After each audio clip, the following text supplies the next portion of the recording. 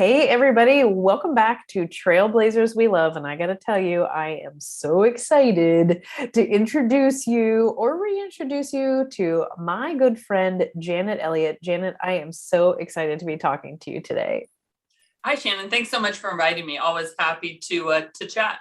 Yes. So, one of the things we're doing with Trailblazers We Love is putting some people out there that we just love and cherish and respect. And it's just like an open love letter to the Ohana. I realized there were so many people that just pull together and just make us feel loved. And so, in the spirit of that, I have a couple of questions that I want to ask you so people who don't know you can get to know you, and those that do can get to know you a little bit better. So, tell us, Janet, how did you get started in the Salesforce ecosystem? So I come from a background of project management, IT project management. And so my first entry into Salesforce was I applied for a project management job that just happened to be related to Salesforce. In fact, when I showed up for the interview, this is over 10 years ago, I didn't really know what Salesforce was. But they really just wanted a project manager who could run technical projects. So that was an in-house role, and I ran Salesforce projects. And so I started to become more familiar with it. And again, this is before Trailhead. So this is late nights, just playing around, trying to figure out how to do workflow rules and data modeling on my own.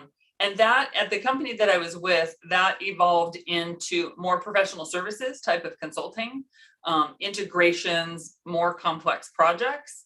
And eventually at that same company evolved into handling their internal org and special projects with partners. And then once I got involved in the community and upped my certification game and got my application architect, I've now transitioned into consulting as a senior solution architect.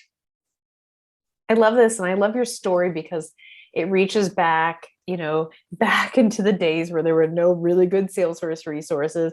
I can remember when somebody handed me the Salesforce org and said, "You own it now." And I was like, "What do you mean? What am I supposed to do about this?"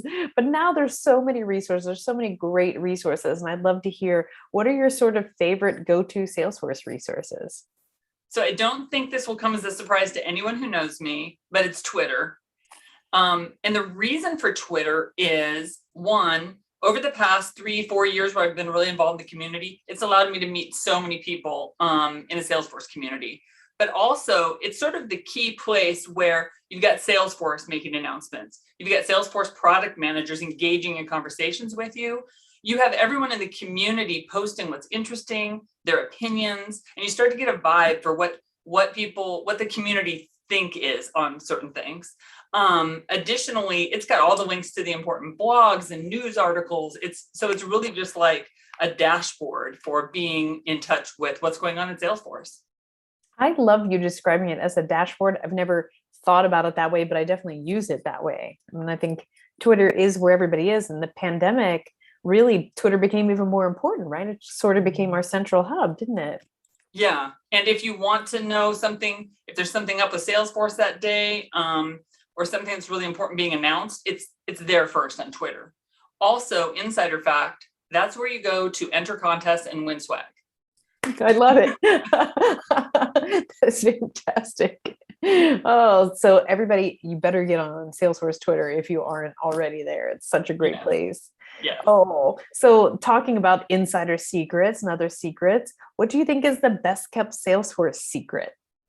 So I had to think about that question a little bit because there's so much going on with Salesforce these days with acquisitions and leveling up with certifications and everything. There's just so much going on. But really, to me, my favorite part of Salesforce are the three main clouds and really leveraging those. I think that the new products, you've got Field Service Lightning, CPQ, what was the other one? Health Cloud, all the different clouds. Those are great and they target specific markets. But if you can sit down and refine your internal processes and apply it to the three main clouds, like there's so much they can do. So I try to focus on that really, just the three main ones with flow. So maybe I'm sort of old fashioned that way. I don't know, but those three are my favorites. I love it. I do too. Every time the release notes come out, I go straight to Sales Cloud. I'm like, tell me what's happening. There's got to Yeah. be something. Then there always is. There's always something great in there that I'm like, that is going to change everybody's lives. And in the consulting world that I'm in now, I'm learning more about small, medium business sales processes, sales ops. I'm really getting into that. And I see how just the simple things and the simple standard out of the box things in Sales Cloud and Service Cloud really make a big difference for that demographic. I love this. I love the concept of leveraging the clouds you already know. I think that is really cool, Janet. I'm glad that you brought that up. When you're thinking about the future, I hear you saying old fashioned, but I don't think old fashioned. I think that's sticking to like the traditional core values of the customer 360 that we all love so much. But when you think about the future, what do you think? Do you have a wild guess or a wild prediction for Salesforce? So I'm not very good at predicting maybe like acquisitions or the path of Salesforce, but I think generally, and we can all feel this need for specialization. So in the past, like say 4 years ago, 5 years ago, it was possible for you to be a little bit of a jack of all trades, whether you were in-house or a consultant. You kind of had your fingers everywhere. You knew the basics, you could do it. But now there are so many specific products that target so many special industries that I think we have to be realistic.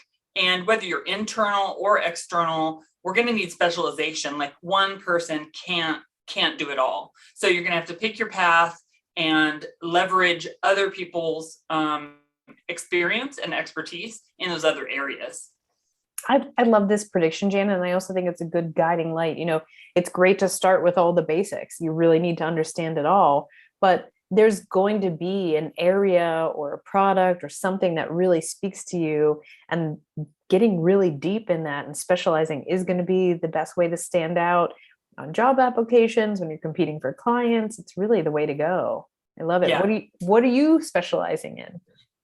So I've just finished up, because I'm now in consulting, I just finished up the 3 consulting certifications just to make sure that I'm up on all of the latest with my 3 favorite clouds.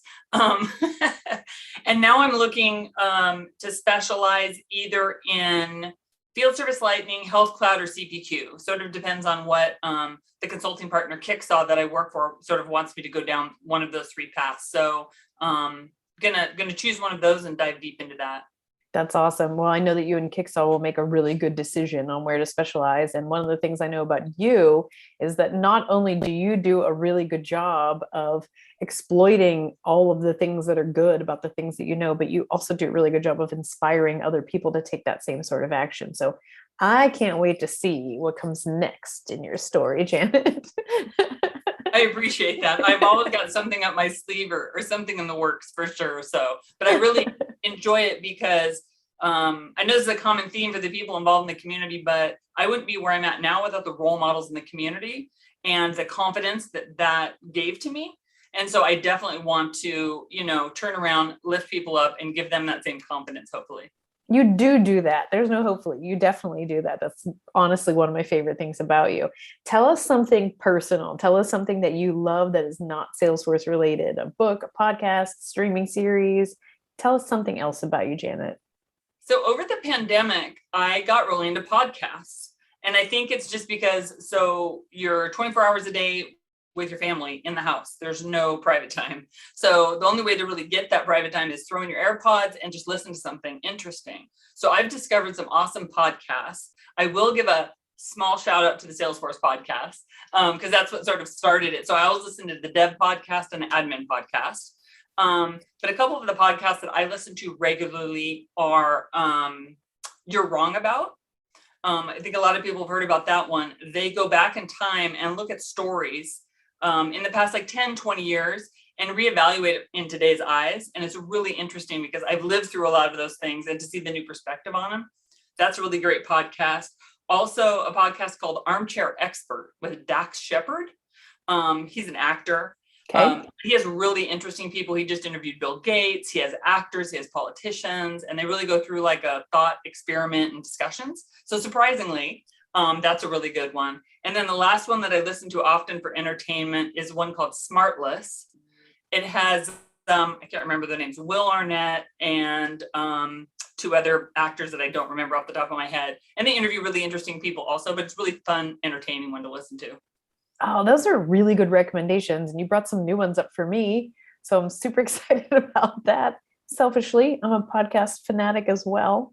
This is so good. Oh my gosh, Janet, it was incredible learning a little bit more about you. Where can everybody find you if they aren't already connected to you? So Twitter for sure.